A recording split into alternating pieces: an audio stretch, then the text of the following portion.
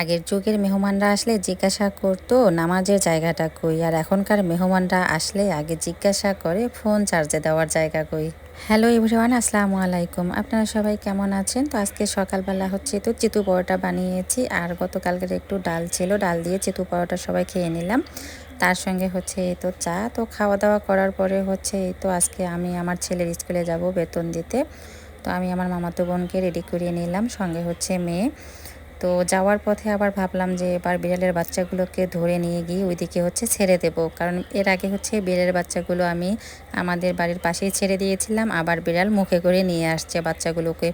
তো যেহেতু তখন বাচ্চাগুলো অনেক ছোট ছিল, মায়ের দুধ খেত, তাই নিয়ে আসছে, এটা বরঞ্চ ভালো হয়েছে, মায়া লাগতো খুব।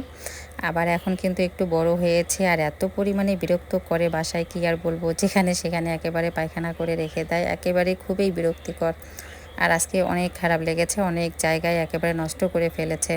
তো এই জন্য বাধ্য হয়ে আজকে বিড়ালগুলোকে বস্তায় বন্দি করে নিয়ে তো আমি হচ্ছে আমার মেয়ের স্কুলের পাশেই দিয়েছি, যাতে করে ওখানে গেলে আমি একটু দেখাশোনাও করতে পারি। তো ছেলের স্কুলে গিয়ে বেতন দিয়ে ছেলের সঙ্গে দেখা করে এই তো এরপরে চলে গেলাম সুপার মার্কেটে। ওখানে গিয়েই হচ্ছে আগে 3 তলায় উঠে আমার মামাতো বোনের ফোনটা ঠিক করতে দিলাম। আমার মেয়ে হচ্ছে ফোনটা ফেলে দিয়ে নষ্ট করে ফেলেছে, তাই হচ্ছে ওখানে ফোনটা ঠিক করতে দিয়ে আবার চলে গেলাম হচ্ছে রাজা রামমোহন শপিং কমপ্লেক্সে। ওখানে শুধু হচ্ছে ল্যাপটপ বা টেলিভিশন এগুলোর আর কি সার্ভিসিং হয়। তো ওখানে হচ্ছে আমার ল্যাপটপটাও সার্ভিসিং করতে দিলাম। হঠাৎ করে ডিসপ্লে আসতেছিল না, তো ডিসপ্লে নাকি নষ্ট হয়ে গিয়েছে, পরে আবার ওখান থেকে আমার ডিসপ্লেটাও চেঞ্জ করে নিয়ে আসলাম। আর যেহেতু এই ল্যাপটপটা আমার অনেক আগের, 11 সালে কিনেছি আসুস, এখন কিন্তু ওইগুলো ল্যাপটপ আর চলে না, যদিও পুরো বা ঠিক করলাম, ছেলেমেয়েরাও হচ্ছে একটু চালানো শিখতে পারবে। তো ফোন ল্যাপটপ এগুলো ঠিক করতে যেহেতু অনেক সময় লাগতেছে, তাই ওখানে হচ্ছে একটু 2 বোন মিলে চটপটি খেয়ে নিলাম। তো আরও কিছু টুকিটাকি কাজ ছিল, ওগুলো শেষ করে এই তো বাসায় চলে আসলাম। আর যেহেতু কালকে চলে যাবে আমার নানি আম্মা মামাতো বোনেরা, তাই একটু চিকেন বিরিয়ানি রান্না করে দিলাম। মুরগিটা গতকালকে নিয়ে আসছি, কিন্তু রান্না করা হয়নি, তাই ভাবলাম রাত্রে আজকে হচ্ছে একটু বিরিয়ানি রান্না করে দিই। আর এই দিক দিয়ে হচ্ছে আবার আমার ভাতের চালও শেষ হয়ে গিয়েছে, এখন পর্যন্ত ধান ভাঙতে পারতেছি না। আমি আবার একটু চালের খোঁজে গিয়েছিলাম, তো গিয়ে দেখেন আমার ছোট বোনটা রাস্তার মধ্যে পড়ে গিয়েছে।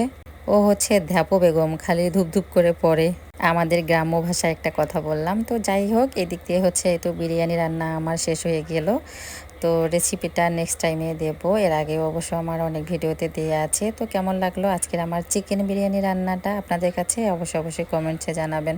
আর এদিক দিয়ে আমার নানি আম্মা কিন্তু দেখেন ইন্ডাকশনে বেগুন ভাজি করতেছিল। তো ঝটপট গরম গরম হচ্ছে তো বিরিয়ানি রান্না করে পরিবেশন করতেছিলাম। আমার হাজব্যান্ডও চলে আসলো অফিস থেকে আমার ছেলেকে নিয়ে। তো আমি ওখানে রান্নাঘরে বসে রান্না করতেছিলাম, আর আমার বোনেরা সবাই মিলে অবশ্য গল্প করতেছিল, একসঙ্গে সবাই হাতে হাতে অনেক হেল্প করলো। আর আমার ছোট্ট বোনটা দেখেন কি সুন্দর করে হচ্ছে আম কেটেছে। ও যে কয়েকদিন ছিল প্রতিদিনে কিন্তু আমাকে কাঁচা আম কেটে খাইয়েছে। আসলে এই জিনিসটা অনেক মিস করব যখন ও চলে যাবে। ভিডিওটা এখানেই শেষ করলাম, ভালো লেগে থাকলে পাশে থাকবেন। আল্লাহ হাফেজ।